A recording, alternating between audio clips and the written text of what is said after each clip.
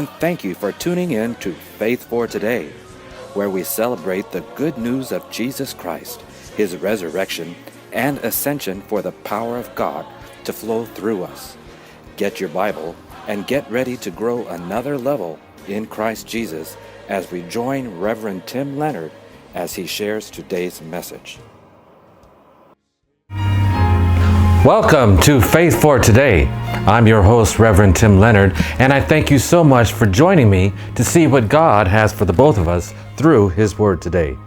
You know, today we are going to talk about the precious blood of Jesus. We have often heard the precious blood of Jesus, but have we really delved into the subject and to find out why it is so precious? You know, friends, I want to explain to you, if you don't know about the blood of Jesus Christ, you will not be able to appreciate it the way that you should. And today we are going to find out just exactly how and why Jesus' blood is so precious. You know, often we take things for granted and we don't understand why things are precious until we lose it. For example, we may take our health, for example, for granted until we lose it, and then we'll realize how precious health is. Or maybe we don't think about how precious water is until we're in a place where we're very, very thirsty and there is no water. I remember the other day I had a meal and I went to go get some water in a break room, and they didn't have any cups. I had water, but I didn't have any cups. Now, how precious those cups were when I couldn't find it, and I had something salty. I needed to drink something, but I couldn't get the water. And how precious water was then. You know, we don't realize how precious things are until we actually lose it or we don't have it. Friends, when you step outside of your body or the devil comes against you in so many kinds of ways, you will understand how precious the blood of Jesus Christ is to protect you and to give you an eternal existence in heaven. And it's all because of the precious blood of Jesus. So you see, my friends, it depends on your perspective on how precious things are in life to you. And then when you realize how important they are, you will put them up on a high top priority list in your life, and you will start appreciating them even more. I remember many years ago, when I was in the United States Marine Corps, we would have training in the San Diego desert, and we would leave the camp and go up into the mountains, and we would stay there for training for weeks at a time. Well, as you can imagine, after a while, all we had was what they gave us to eat and to drink. And people that had candy bars or cigarettes, they would sell them to other platoon members. And a cigarette, I remember it was going for $6, one cigarette, because people didn't have it. They took it for granted when they were back in the rear, as we called it. They would have everything that they wanted. But when you're out in the desert and you didn't have anything, then all of a sudden people were willing to pay good money. After a while, it was $10, $15 for a candy bar. And people were selling it to each other, but that's because their perspective is how precious it was, because they realized they didn't have it anymore, and they were willing to give so much more just to get that item. Well, there's nothing more precious than the blood of Jesus Christ, because we can't be redeemed by anything else, which we find in Hebrews chapter 9, verse number 22. It says, well, let's just turn to it. Hebrews chapter 9, verse 22. I want to show you, just in case you may not know how precious the blood of Jesus really, really is. Hebrews chapter 9, verse number 22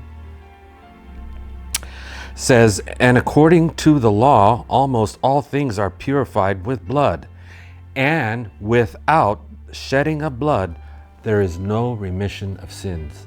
So God has demanded a sacrifice for mankind. And He says right here that there is, without the shedding of blood, there is no remission of sins, friends. Okay, so just so you know, back in the Old Testament, the Israelites and the Jews, when they would purify themselves, they needed a sacrifice. So they offered up bulls and goats and lambs and and goats and oxen and everything else for the shedding of, for the cleansing, for the covering of their sins. They were covered. However, they would have to keep doing it at a specified time every year, because that sacrifice would wear off and it was no longer valid. So they had to keep doing it over and over. Well, however, when Jesus came, he did that once and for all. His blood was so pure, so holy, so clean. God said the blood of his son, Jesus Christ, could be the sacrifice and cleanse us from all unrighteousness for the whole entire world forever. That's how precious the blood of Jesus really is. Let's take a look at 1 Peter chapter number 1, and we'll take a quick look at that too. Thank God for the blood of Jesus. 1 Peter chapter 1, verse number 18. Let us read. It says, knowing that you were not redeemed with corruptible things, like silver or gold, from your aimless conduct received by tradition from your fathers. Verse number 19, but with the precious blood of Christ, as a lamb without blemish and without spot. So as you can see, Jesus was a type of animal that he was sacrificed for the world. Because he is referred here as a lamb, okay? The Jews would offer up a lamb for their sacrifice, but Jesus was the Lamb of God, the most perfect lamb without spot or without wrinkle. So when the Jews would offer up a sacrifice, they had to pick the best one, the animal that had no blemishes, no spots, no wrinkles, no imperfections of any kind. And they had to take the best that they could find and offer it up to God as a sacrifice. As we remember, without the shedding of blood, there were no remission of sins. Okay, God demands a sacrifice for sins. So as Jesus, as we can see here, he is the Lamb of God, and it says, and it refers to Jesus's blood in verse number 19, but with the precious blood of Christ, as a lamb without blemish and without spot. Okay, so Jesus's blood is perfect because he is perfect. Therefore, his blood can cleanse us and redeem us. So Jesus's blood has redeeming power. Redeeming, that word, if you look it up, redeem means to take the ransom for. Someone has paid a ransom for you. That means you had a price to pay for your sins, which was eternal death and eternal hell. Because all who have sinned can no longer be in the presence of God, because God is sinless.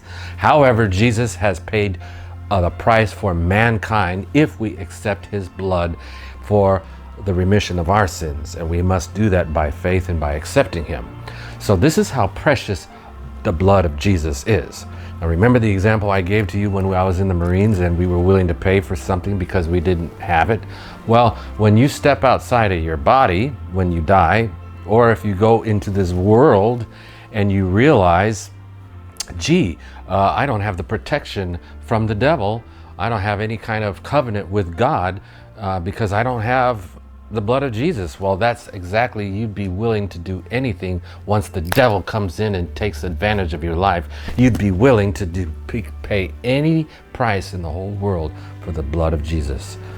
Case in point, all the people that are in hell now, unfortunately, there's billions and billions of people in hell, and they would do anything. They would give anything. Superstars, celebrities, rich people, or even common people, they would give every single dime that they could for the redemption of their soul, for the blood of Jesus to cover them. That is how precious, and only one drop of Jesus' blood would be powerful enough to cleanse them. But they'll never have that chance because they didn't take into consideration the time that they had to receive the blood of Jesus over their life. Okay, so the blood of Jesus is very, very powerful, and it has redeeming power. Okay, so as we could see that Jesus redeemed us with his own precious blood, not with silver or gold, it says, but with the precious blood of Jesus Christ. Now let's take a quick look in Acts, the book of Acts, chapter 20, verse 28. All right, I'll give you a chance. But now listen, friends, go get your Bible and follow along. And it's not true because I'm saying it. It's true because the Word of God says it. And once you see it through with your own eyes, it'll become real to you, and you'll be free from any kind of condemnation or guilt of any kind, because you will have seen it for yourself. All right, let's take a look at verse number 28. It says, "Therefore take heed to yourselves and to all the flock, among which the Holy Spirit has made you overseers to shepherd the church of God, which he purchased with his own blood." So you see, Jesus has purchased his own church with his own blood. Wow, isn't that wonderful? That means Jesus owns us because we were purchased with his own blood. Okay, so the blood of Jesus now has purchasing power, right? It has redeeming power, and it has purchasing power. So that means Jesus' blood is an extremely high commodity in heaven. In fact, it's the highest commodity in heaven is his precious blood.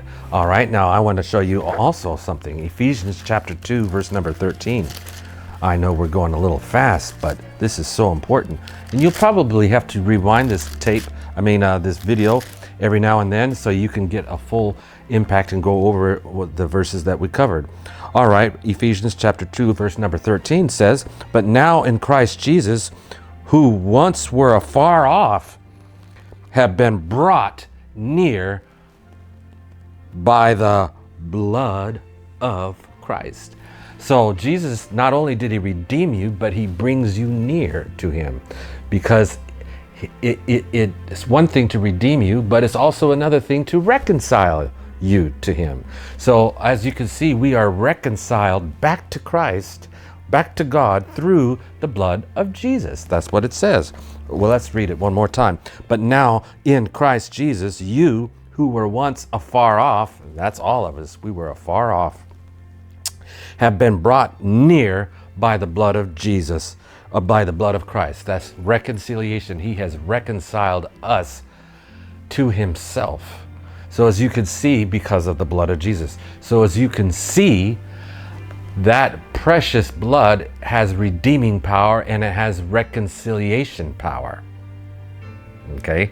So once we're redeemed, we're not just by ourselves now. No, we are reconciled to him, meaning brought back into his bosom to sit right beside him and on his throne. That is you and me. That's the power of his precious blood. All right, now we have discovered that it had redeeming power and it had reconciliation power, and now also we have overcoming power. I want to show you how in Revelations chapter number 5, let's take a look into Revelations chapter 5, verse number, actually Revelations chapter 12. Let's go to verse 12. The precious blood of Jesus Christ has so much power, it has enabled us to be an overcomer in life. All right, Revelations chapter 12, verse number 11, and it says, "And they overcame him," meaning the accuser, the Satan, the evil one, "by the blood of the Lamb and by the word of their testimony." Wow, and they did not love their lives to death. Wow, okay. This is just absolutely precious. Love it. So they overcame him. They overcame Satan by the blood of the Lamb. So the blood of the Lamb is what enables you to be an overcomer over the evil one. It is because his precious, precious blood that he shed for you. Without the shedding of blood, there's no remission of sins. And without the shedding of blood, we can't be reconciled back to God. And without the shedding of blood, we cannot overcome the enemy. How are we going to overcome the enemy? Well, we're going to do it by the word of our testimony, which is our faith and our confession in him and his promises. That's how we do it. We take the word of God and we speak it into existence, but it only has power because of the blood of the Lamb. All right. So now we're ready to look at something else. The blood of Jesus is powerful for. The blood of Jesus is powerful. Well, it looks like I was just about to go on, but it looks like I'm running out of time. We're going to do part 2. So stay tuned right for this message. Don't go anywhere. I have something important I want to share with you. Remember, if you've liked and subscribed to this channel, I want to hear something from you. Drop your comments in the comment section below. I want to hear what you're thinking. And don't go anywhere too fast, because I have an important message for you. And I'm going to see you next time on Faith for Today. Bye-bye. The book entitled, Who is Jesus? By Reverend Tim Leonard. Think you know Jesus? Think again. Whether you have never heard of Jesus before, or you have been in church all your life and are a Christian, this book is a must-read. In 45 minutes or less, this quick study book will inspire you to discover who Jesus is according to the Bible. The depth and the breadth, and learning who Jesus is exactly will make you fall in love with him again and again. You can always find this book at www.fitwmin.com, or simply type in Reverend Tim Leonard at amazon.com.